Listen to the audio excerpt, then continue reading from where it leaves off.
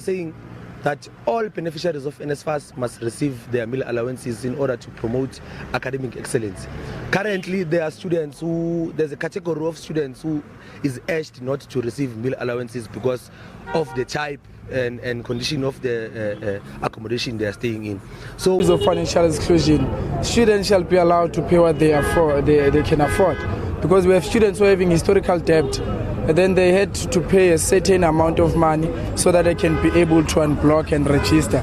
But the university is demanding students to pay 50% of what they owe, of which these students don't have. We've said it clearly that it can't be business as usual when the minister wants to drink water in his office and students are on the streets hungry and they have not received their allowances. So of course students have raised genuine concerns.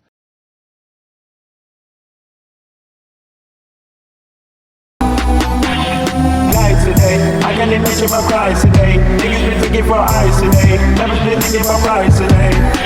Let me season me. I cannot think about scrutiny. I make my flame on my business. I'm a bread on my business. Let me season me. I cannot think about scrutiny. I make my flame on my business. I'm a bread on my business. I don't smoke. Live Seasons TV is reporting to you live in TUT Soshanguve Campus on the 4th of March after the registration period has been finished. So with me today, I'm having one of the student leaders of Sasco, Anele Gumede. He's going to be taking us through on the campaign that they have during the registration period, like the Right to Learn campaign, the Nsfas and 2025 registration. Anele Gumede, thank you so much for joining Live Seasons TV. Thanks, welcome you. How's it? I'm good. How are you? I'm good, thanks, man. Yeah, like you said, my name is Anele Gumede. I'm leading the branch of Soshanguve Sasco under the PYA. PYA, that means it's a Progressive Youth Alliance. Under that Progressive Youth Alliance, there is Sasco as the leading here on campus, as the leading party here on campus, and then we have NC League, we have YCL.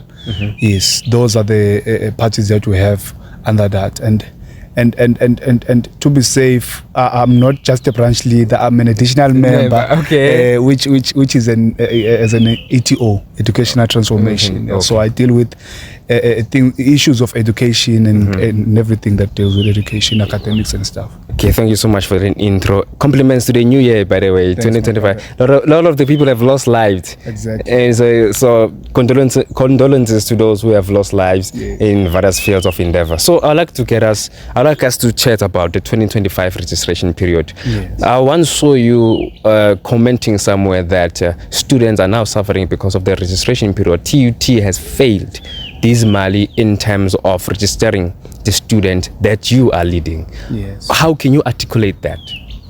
During this registration period of 2025, nothing was good since the first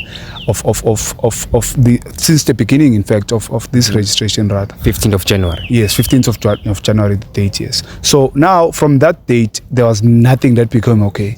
Firstly, it's an issue, you know very well that in TUT, if you are owing the institution, rather you had Nsfas the previous year, or you are having Nsfas this year, this is what happens. If then you had Nsfas during your second year, but on the first year you didn't, they say it's your third year, you are blocked financially. True. When you are blocked financially, let's say you are owing maybe 50,000, and then TUT condemns you to say you must pay 10% of that amount. Where will a non-working class student get such amount? So now it's an issue, because at the end of the day, as political structures, we have to then fight for those students. And then what happened is that this year, it was failed dismally. So what did Nsfas do about all this issue? That's where I'm going. So what happened is that if a student didn't have that 10%, now they have to struggle about their academics. Already it's a stress, and secondly, it goes to depression. Now what happens after that? A student does not register in 2025 and say, maybe let me see next year. Next year, academics are much more changed. The syllabus is changed. Everything has gone far-fetched. So when it happens like that, Nsfas doesn't give us an option of, say, if you're provisionally funded this year, 2025, then we'll unblock you if you were owing from your first year, right? Let's say you're owing 50,000, like I said before. If you're owing 50,000, it then comes to an end where they won't pay for that amount. You'll be owing until the last year that you're doing. So you never wrote emails to the Nsfas pleading to them that this issue must be articulated? Remember now, as political structures, we only write to the management of this campus that we fall under. Nsfas, we do write to the Nsfas office of our campus, which is financial aid held by those people who are working as management here on campus. So if we write to management, they are the ones who have proximity to Nsfas offices, the bigger ones. Because if us as a structure, we can write to that office as a basic structure here on the ground, which is a branch level. We cannot reach to that point where we can write for Nsfas, the big offices or the headquarters where they can assist. They will never respond to you calls, they will never respond your emails, they will never respond anything. So if maybe you write to management and say this is what that we want, or a memorandum of submission that we say please support us on this, and then we'll meet halfway on how we meet on the ground. And then it doesn't happen that way, the way you wish, because you'll get threats from the management say if you try anything that will force us to say you'll be suspended, like striking, doing anything that vandalizing the institution, or just closing the campus, as to say there's no operation at all. You spoke about assistance. There was a trust fund that was delivered into TUT, and also TUT paid a minimum fee that was able to pay millions of rands. Exactly. That was assisting students to register for the 2025 academic year. Yes. How, if maybe you have information to that, did it assist the students in terms of registering in 2025? Okay, this trust fund thing, the ISRC trust fund, it came very late. When students already have given up, they've said, let me just see next year, let me maybe try to work and see how do I go with this year, and then let me not register because I'm owing this much, maybe 100,000 that I cannot afford to pay while an undergrad. Imagine an undergraduate owing as much as 100,000 or 120,000. How will that undergrad get to a point where they will pay those fees? They can't, because Nsfas already itself, it's a scam. They've never paid these fees. Even if you go claim, they will never respond to you, right? So this ISRC trust fund that came about, the President General and the TG, they opened an online platform where to say you can apply. When you apply as an undergraduate, postgrad, or any that falls under academics, if you are an undergrad, they won't take you serious, trust me. If maybe you are a postgrad student, they can say, okay, sharp, this student is suffering financially, so we can help. They think undergraduates, they don't struggle financially. We come from a very different backgrounds ourselves. From home, myself, I need to provide with the Nsfas that I'm getting every month, which is 1.560 increased now to 1.6. So it becomes a very unpleasant norm that these students who are undergrads, they must suffer. And then the postgrads, they will wait until that time, because they know very well that trust fund will come maybe on the third week of registration, where it's about to close online. And then they will open that stupid manual registration, which is nonsense to us. It's a disgrace. It's like they're cheating on us, in fact. So now, the way it happened with the ISRC trust fund, it didn't give us a pleasant time as a structure. That's why we've said now we'll write a memorandum of suggestions and then demands to say, let's maybe give another week of registration with this trust fund that will help a lot of students who are financially blocked in the institution. You are raising serious issues of which they must not be taken lightly. Yes. I just imagine a child moving all the way from KZN, from Mekwakwa in Eastern Cape, from Western Cape, from North, all the endeavors of South Africa, coming to TUT to seek for a space or an academic place to be into. I just want to know, how did the Right to Learn campaign for Sasco assisted in all of this? The Right to Learn campaign under Sasco, which falls under PYA, but the progressive structure, which is it's Sasco as the leading structure of PYA here on campus. So this Right to Learn campaign, it has created a platform where to say, if let's open a group, posted on Facebook, we posted on our social platforms to say, if you are under probation, if you are under academic exclusion, or you are under a financial exclusion, write for us on this group, or just enter in this group, and then you'll find a group admin which will help you through the processes of this thing. They created a SASO here in TUT, the system that will say they will be able to appeal for their exclusions or probations. They only created it at first for ICT students. And then a complaint came, and then a week after, at the beginning of registration, they opened for humanities also, which was a progressive thing.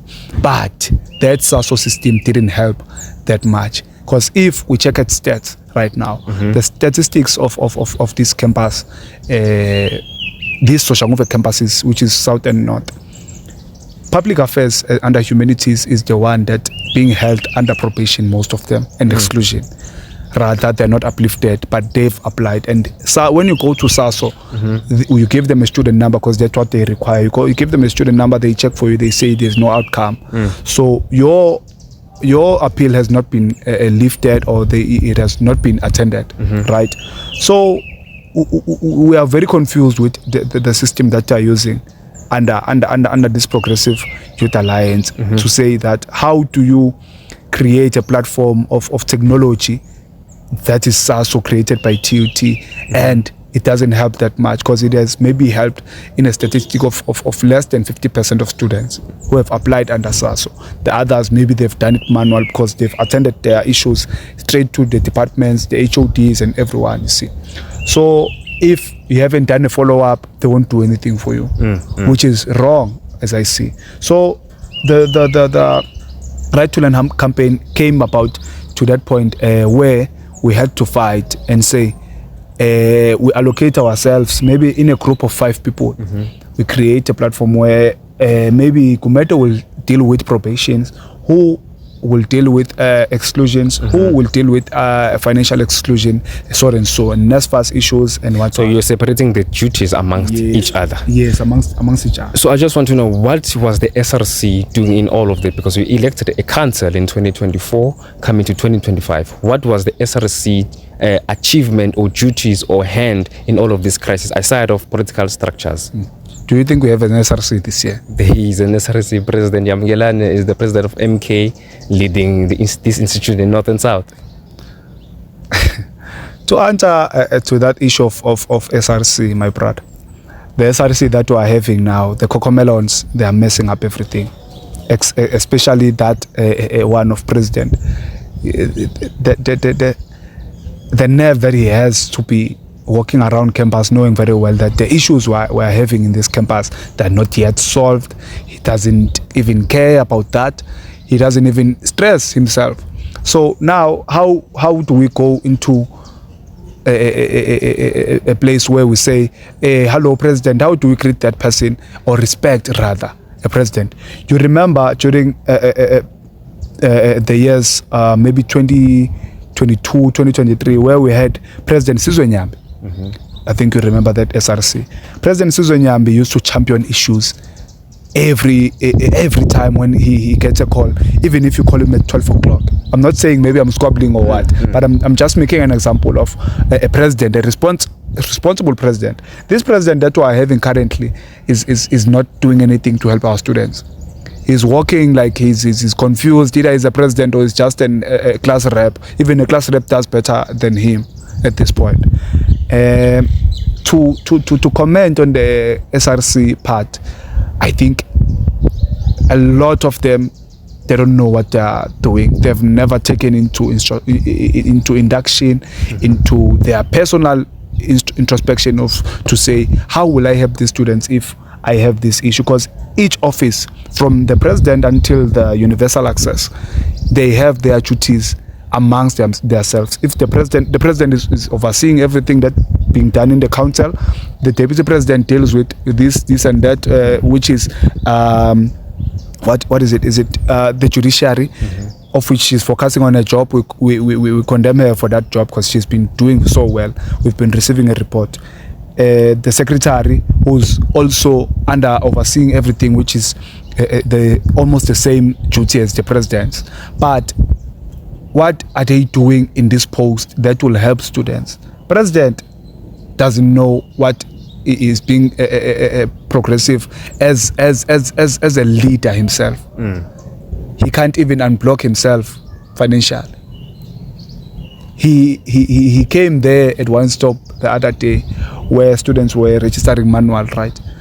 When he arrived, he was asked by us as structures to say, President, we see that you are around, then how are you helping these students to overcome these issues of registering? Because now I've been financially unblocked. I had that luck to be financially unblocked after owing 30,000 to the institution.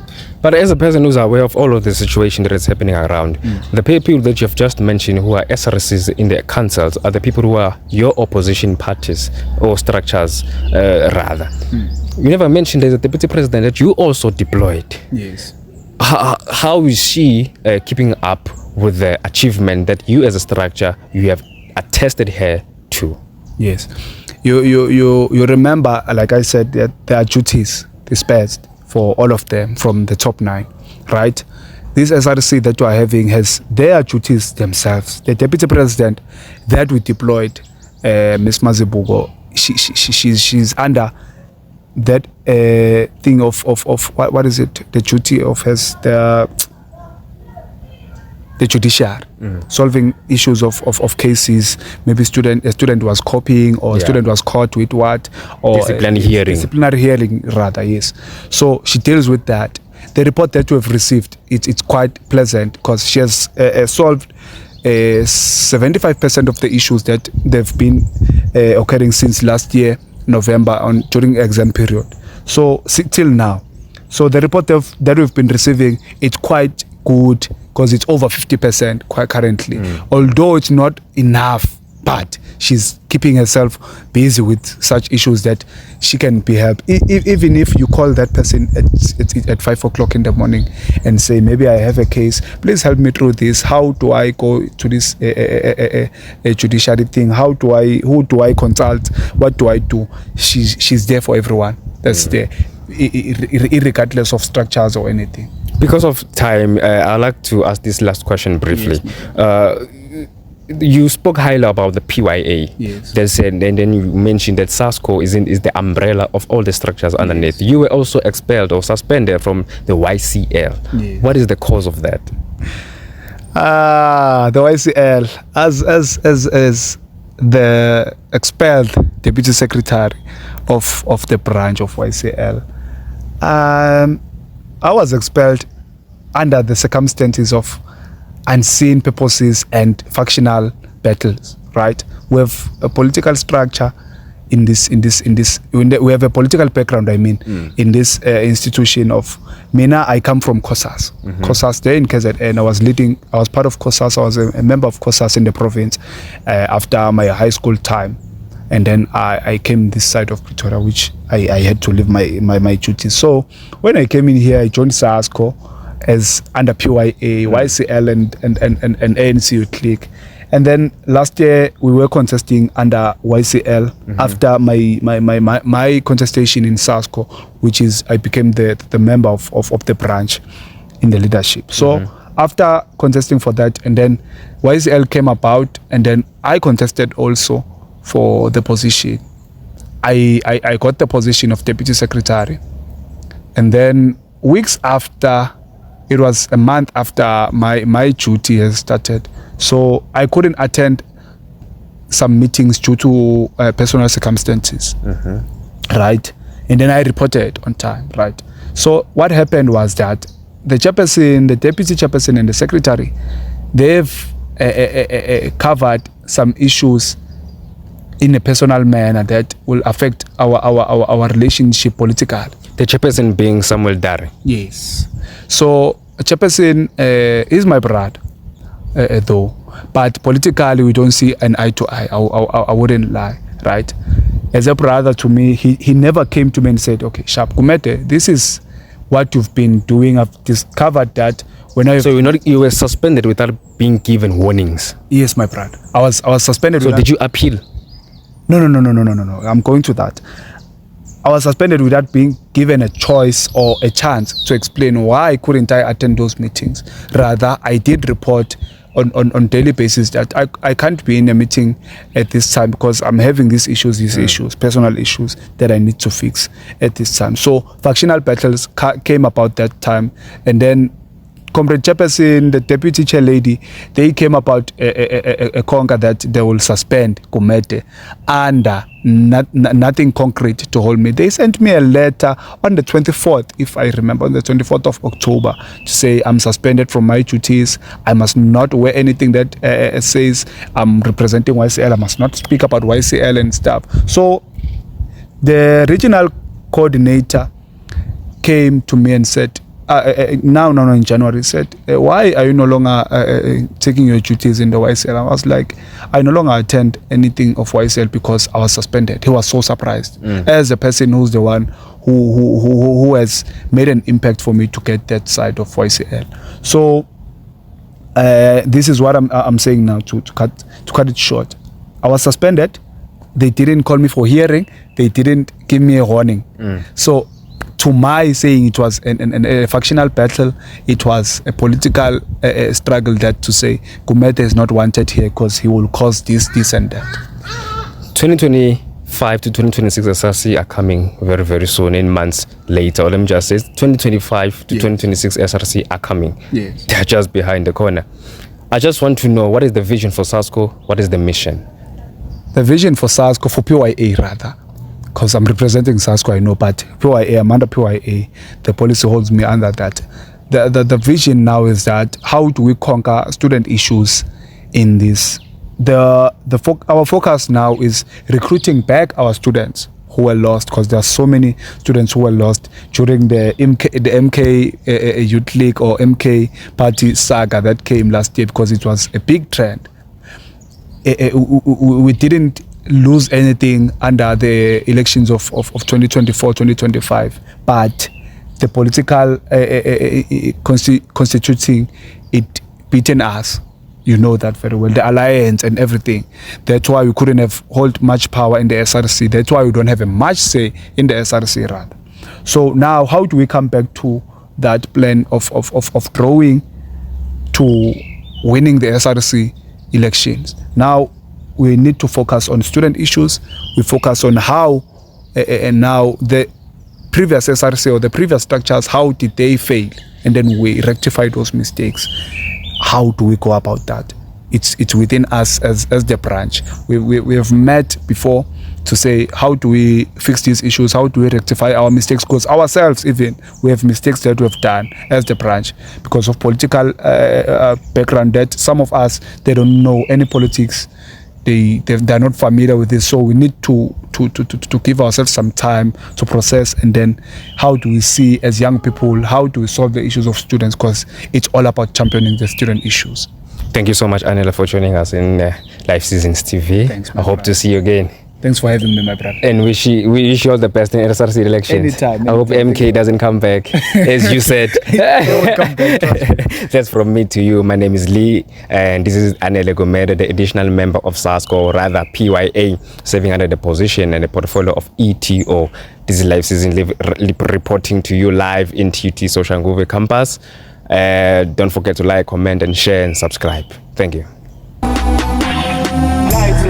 I can't even see my price today. Niggas been thinking for ice today. Never been thinking for price today. Let me season me. I cannot think about scrutiny. I make my flame of my business. I'm a brand of my business. Let me season me. I cannot think about scrutiny. I make my flame of my business. I'm a brand of my business. I don't smoke.